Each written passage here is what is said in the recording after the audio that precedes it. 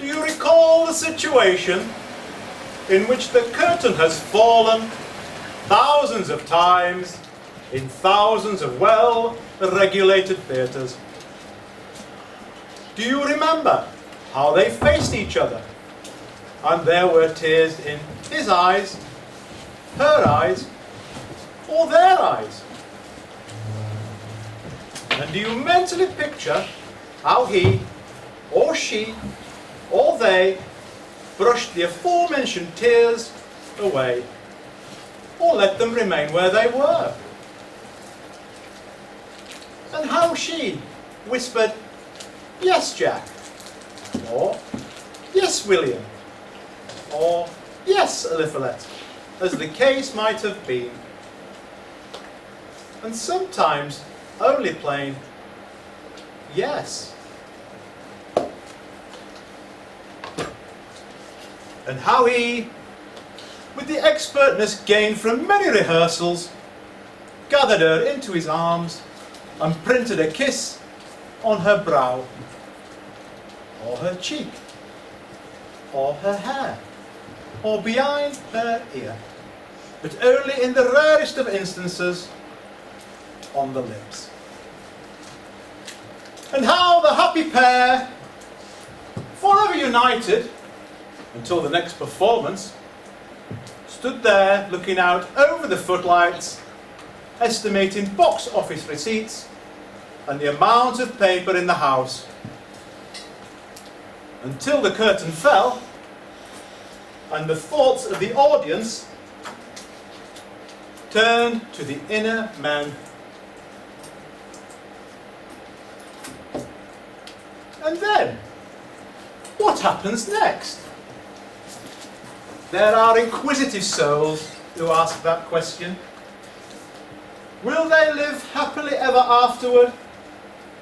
Or will the matrimonial bark encounter one of the many obstacles that somehow hath been forgotten? The dramatist, looking upon marriage or its forerunner, the engagement, as the end of all things, neglects to tell us. Starting with a variable number of eligible young persons of the opposite sex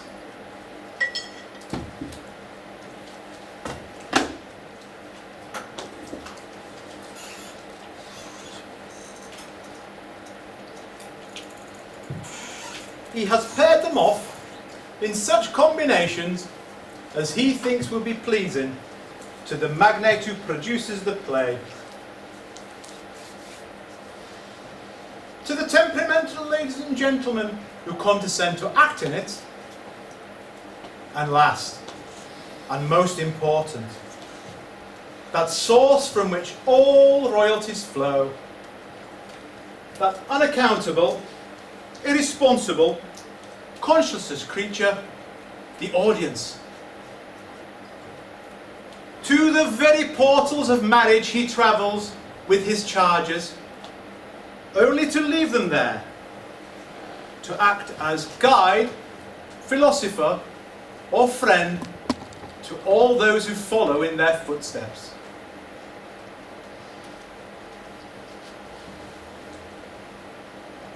And then, perhaps they do not live happily ever after. Perhaps she is extravagant, or he smokes in the parlour, or he repents his rashness in recanting bachelorhood. And as she reflects, his faults become clear to her, that she might have done better. And they do not increase or multiply, and are unhappy, and so come to furnish material for another play. But what of the time between?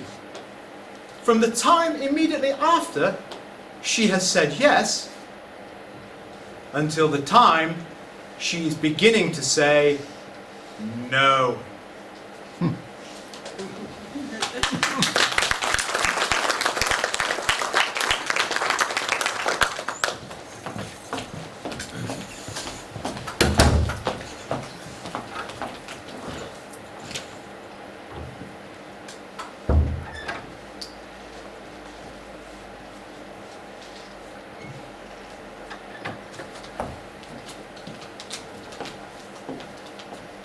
Millie! Jack! So you're going to marry me then? Yes, Jack. Isn't it wonderful to think we two, just we two? Come, sit. We have so much to say to each other. Isn't that so?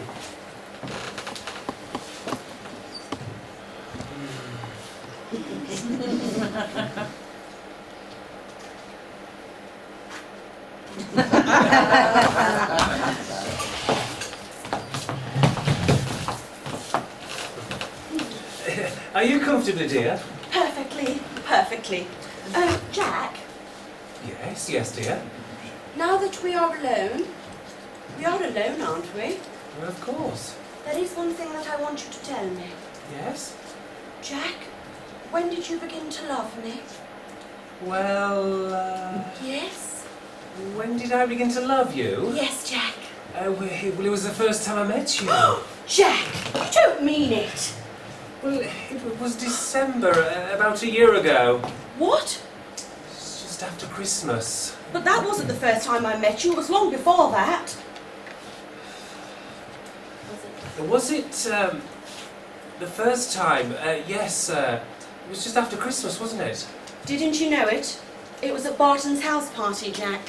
Oh, so it was. Barton's house party. Yes, I remember now. And the second time? When was it, Jack? The second time? Yes. The time after Barton's? Yes, Jack. Don't you know? Of course I know. You don't mean to say that you have forgotten that also? I'm sorry. Sorry?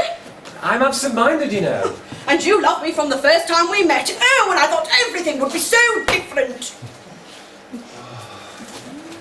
Well, now, Millie, don't get angry. I am not angry, Jack. I am hurt. Just hurt. I made a mistake, that's all. Thought the first time was later on. In December? Yes. Where? Huh? Where did we meet in December, Jack, just after Christmas? Well? It's on the tip of my tongue. Yes? It was at Phelps. It was at Phelps. You see, am I right, Millie? Yes, Jack. I remember. You made a hit with Father. On the way home, he said, Jack, that's an awfully nice young girl. I'd like you to get to know her better. He said that about me? Well, of course, that wasn't a marker for the rest of the things he said. Oh! We see Father's been wanting me to get married for years now. Oh! Well, you see, I haven't said anything wrong, have I? Wrong? Oh, no. No. Go on, Jack. But look here, I'm not offending you, am I? Offending? We haven't been engaged an hour. Well, Father said if I was in any doubt, be careful what I said tonight. With your future wife, Jack, careful. Well, if I was in any doubt, I should talk about him. Oh. Go on, Jack. What? Talk about him. Well, Father's a great man, you know that. Everybody knows it, Jack. And you see, Father owns the biggest department store in town. In fact, he started the department store idea. Before Father, there was no department store. How intensely thrilling. Well, his first store, have you seen a picture of it? No. Well, it's not as big as this room, and today there are more than 3,000 people working for Horrocks Incorporated. You see, Father has to have someone to carry on the business. It would break his heart for it to go out of the family. He wants me to grow in his boots. And is that why he's been so anxious to have you married? Well, indirectly, yes. I don't understand, Jack. Well, it's just... You see, You see, a man is so much more steadier when he's got a wife on his arm. Yes. Well, I have to be going now. Already? Father will be waiting. What do you mean? Well, he'll want to know what's happened. What happened? Whether you said yes or no. Oh, so he knew you were going to ask me? Well, yes. You told him? Yes. You had the on!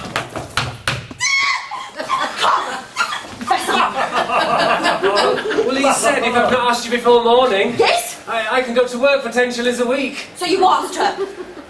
Well,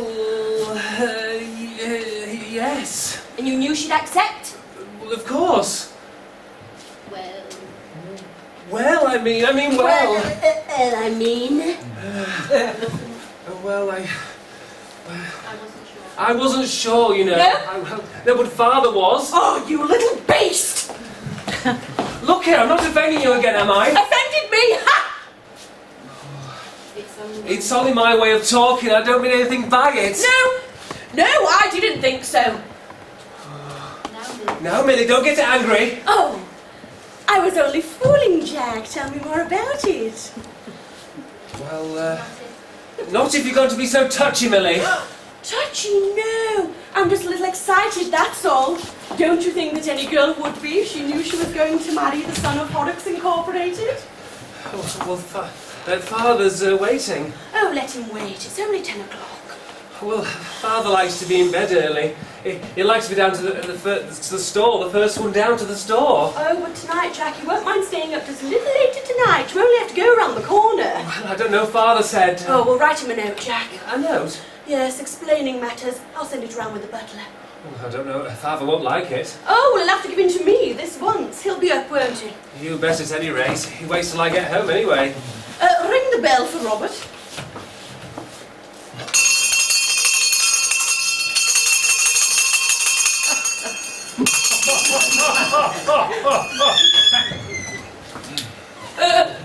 What are you writing? Finished already? Oh, it can't be very long. Oh, it doesn't have to be, dear. Yes, miss? Take this over to Mr. Horrocks, won't you? Take it over yourself. Yes, miss. Any answer? No, just give it straight to Mr. Horrocks and hurry, Robert. Father might not like it. Oh, leave it to me, Jack.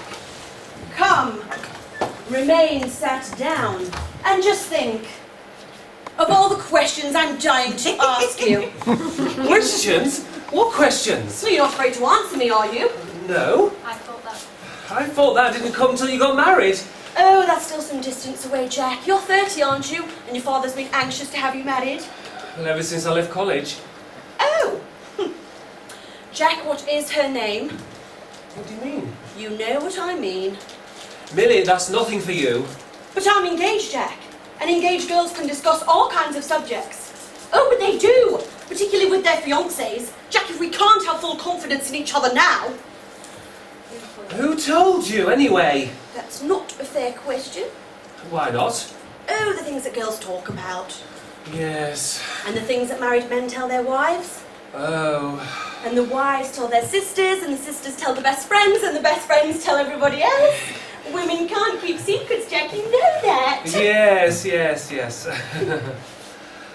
Well, I really don't know, What show is she with now, Jack? she's not working just now. Oh! Such a pity. She has talent. There's no doubt of that. How do you know that if you don't know her name? Oh, I've seen her. Seen her? She was, fourth from the right, wasn't she? No, the second. You see? I know! And you don't feel differently towards me on account of it? Differently? How absurd, Jack. I never thought you were an angel. Oh, she's a lady. A real lady. Too good for that sort of thing. Oh, I could see that from where I was sitting. Well, her name's Eliza, but she calls herself Corinne. Oh, and I don't blame her. Corinne is such a pretty name. And she's just as beautiful as she is good-hearted, isn't she, Jack? How do you know that? She has talent, real talent. Only they haven't recognised it yet. But they're going to someday. All she needs is a chance to make good. And you're going to see she gets it. Aren't you, Jack? You bet I am. She's been unfortunate, but a real lady through it all. No affectations, no airs about her. She's been an awfully good little sport. A real pal. Only your father can't see it that way. Did he tell you? This is why he was so anxious to have you married, because he wanted you safe away from her. You knew all along? And never let on. Well, I would never have believed it of you. I wanted you to tell me. Say we're going to get along, just please say. Aren't we, though? Oh, you're such a good sport yourself. You're a real good sport, you know. Thanks. Thanks, Jack. And do you know something else? I'm not even going to make you give her up.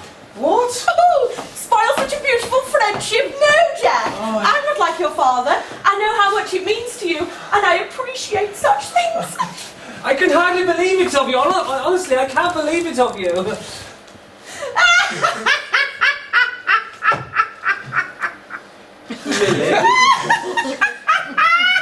You don't understand me, do you, Jack? But your father will, you can be sure of that. Because he's coming here. I'm expecting him at any moment. You what? Father's coming here? You didn't have the nerve, did you? Oh, but I did, Jack! He'll be angry. Good Lord, he'll be angry. He doesn't go out at this time of night. He hasn't done for years, you know that. Listen! Mr. Horrocks! Father! May I read it? Dear Mr. Department Store. You wrote that, Millie, please, you wrote that! Go on! Go on! Please call for goods to be returned.